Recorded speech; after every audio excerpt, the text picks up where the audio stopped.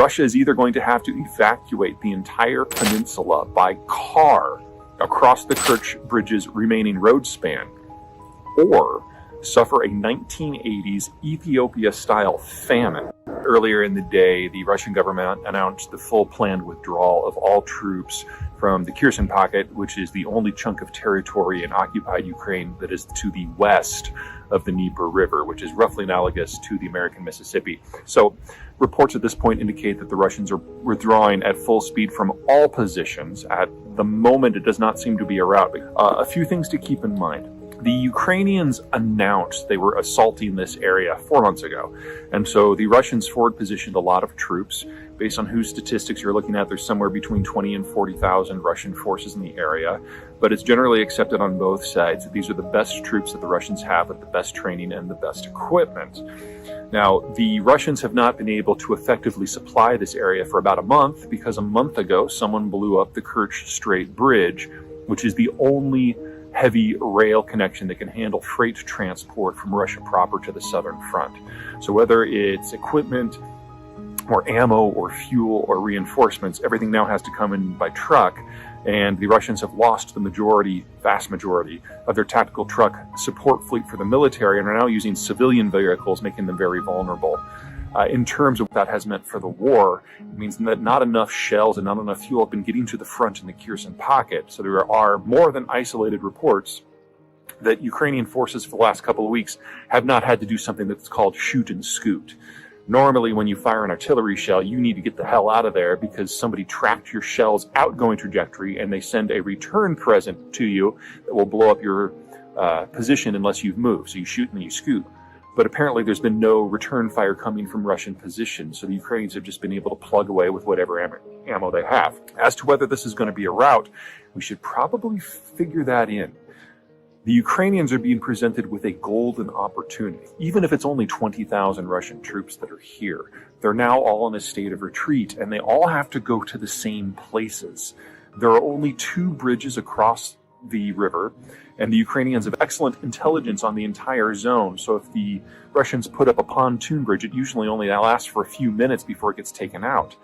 So really, all of the Russians need to go on the same roads and the same intersections, which are all going to be massive kill zones until they reach the bridgeheads, one of which is at Kherson City and the other one which is at the dam at Nova Kakhovka.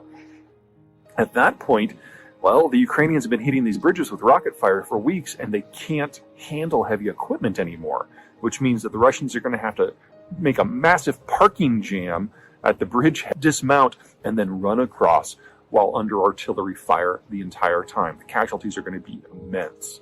And that's the best case scenario. The worst case scenario is something that's going to be really nasty. We're looking at really one of the biggest military routes of forces that we have seen since the early months of World War II, in addition to a massive transfer of equipment from the Russian army to the Ukrainian army.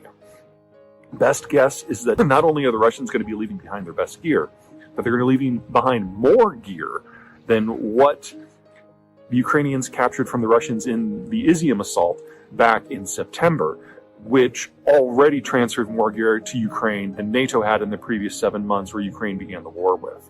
With a lot of deferred maintenance, the Ukrainians are likely to enter the war with a tank and artillery force that's more than 5 times its strength on the first day of the war. The Russians have already used the majority of their missile and tank forces, which began this war as the world's largest. So the Kherson withdrawal and the likely route to come does mark the end of any hope the Russians had of regaining any sort of strategic initiative or any sort of meaningful offensive operations until at least May. It'll take them at least that long to bring in fresh troops and fresh gear. In that time, the Ukrainians are not going to sit on their hands. They don't have to cross the river to strike at the Russians. Once they get to the river, their long-range rockets and artillery are going to be able to target the isthmus, which is only about 3 kilometers wide, that connects the Ukrainian mainland to the Crimean Peninsula. And that matters for more than just mere military logistics. Because the Kerch rail bridge is out, Russia cannot only not bring in ammo and troops and fuel, it can't bring in food. Their only other option are some very light rail and road connections across that isthmus coming from the rest of occupied Ukraine, all of which Ukraine will still be able to strike, will soon be able to strike. And in capturing Kherson, The Ukrainians are going to be able to cut the water flows to the Crimea Canal, and water from that canal is solely responsible for 3/4 of the food grown in Crimea. So no imported food, little grown food. Russia is either going to have to evacuate the entire peninsula by car across the Kerch Bridge's remaining road span, or suffer a 1980s Ethiopia-style famine. The Ukrainians seem to be more nimble, have better logistics, or better able to absorb tech, and that's that last piece that reminds me of other things that have happened in Russian history.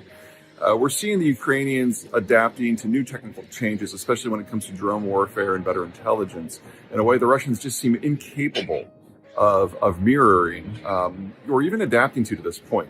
That still doesn't change my overall assessment that ultimately the Russians are going to overwhelm the Ukrainians. I don't think it's going to be a great couple of weeks for the Ukrainians moving forward, but the seeming technical ineptitude of the Russian forces is more than a minor issue. It's also reflected in Russian history. So back in 1853 to 56, we had something called the Crimean War. And the specifics of how it got set up are not really the big deal here. The point is that we had some early industrializers, most notably the Brits and the French, who were going to war with a technically lagging power, the Russians, in Crimea. New things were introduced. Artillery, for example. The French and the Brits also were producing sufficient steel in mass that they had metal ships versus the Russians' wooden ones. So all that steel allowed the invading forces to have lots and lots of long-range rifles versus the muskets of the Russians. The French and the Brits also had things like early medical industrial technologies that allowed them to have sanitary hospitals so that fewer of their troops would die. At the end of the war, it was basically seen as a humiliation of the Russians. They were defeated at almost every turn. They couldn't even build railways to their own places, whereas the Brits and the French, because of their command of things like steel, could. And so eventually we had the French and the Brits scooting around on rail within Russian territory faster than the Russians could. Humiliating defeat. And it sparked one of those on-again, off-again modernization pushes after the war that we see in Russia from time to time. Now, the point of all of this is that the Russians always are on the back foot when it comes to technology. And sometimes they can rally, like in World War II or against Napoleon, and sometimes they can't, like the Crimean War. But they will never stop unless they have to, unless they're forced to. In the Crimean War, the war finally ended because the Russians literally couldn't get troops to the front fast enough to make a difference. And at the end of the day, they lost 500,000 soldiers. We're nowhere close to that with today's conflict. The Russians see this as an existential crisis, and no matter how many casualties they take, they will fight until they can't. So we are only in the very opening act of this conflict. We have a long way to go, regardless of whether the Ukrainians can hold the line or not. This is going to last months, probably years.